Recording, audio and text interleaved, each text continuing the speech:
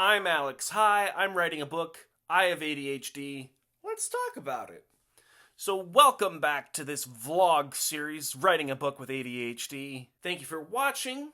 We usually start with a word count, but we're not going to this week because, as I mentioned last week, I'm working with a book coach and I'm really just doing homework for her and not really working on the book. But the homework is working on the book. It's helping me plan out and think through the book. So that's happening. I worked on those homework assignments Tuesday and today, Friday, and now they're all done. We won't be meeting for a while, so I'll have some extra time to read through the book, and we'll see what happens with that project. It's going to keep going. I'm going to keep doing these videos, and partially the reason I'm going to keep doing these videos is because I'm still working on that nonfiction book I've been talking about. It's not going away. I want to get that book done. However, I was doing some processing on Monday, thinking about things while I was walking my dog, and it came to me. If you want to be taken seriously as a writer, you need to take writing seriously. And that thought kind of stayed with me, and I've been thinking about it and talked about it with my mentor coach, not my book coach, my mentor coach. I have a lot of coaches. So I was talking to him about wanting to write more. And we started talking, and an idea came out of that conversation.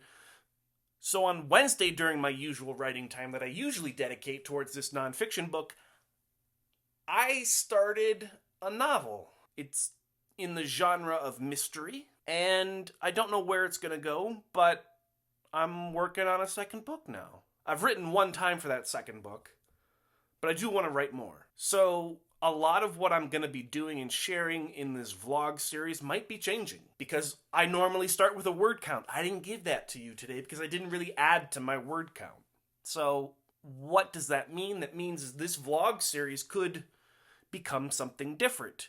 It could just be about the nonfiction book I've been working on and talking about, but there's a chance it might continue beyond that where I talk about other books I'm writing. So what I'm saying is stay tuned and buckle up. I've always wanted to write a mystery novel, so that's kind of why I jumped into that.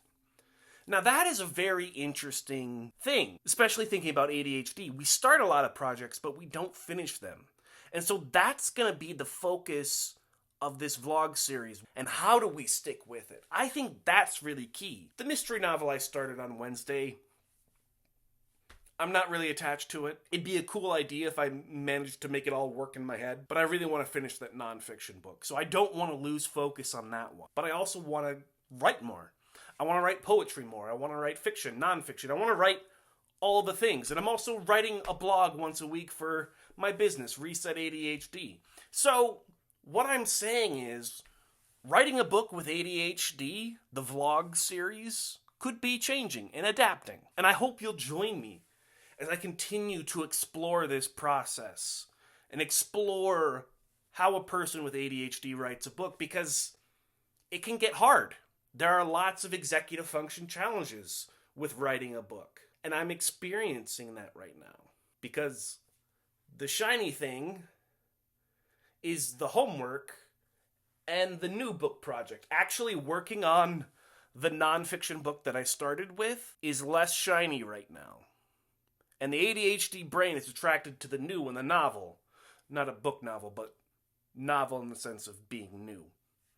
So what is shiny to the brain is what the ADHD brain focuses on. And I could be working on 2 books at the same time. We'll see how that goes. I hope you'll join me next week to learn more about what's going on with my book writing process. I'm excited to share with you, so I hope you're excited to learn. And yeah, we'll see what happens. Catch you next week.